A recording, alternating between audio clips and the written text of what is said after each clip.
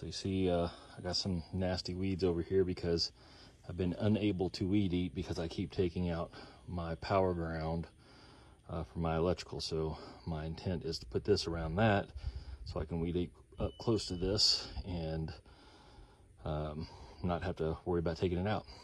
All right, so that's what it looks like installed. Doing yard work tomorrow, so do a little before. This is before the weed eating, and I'll show you an after.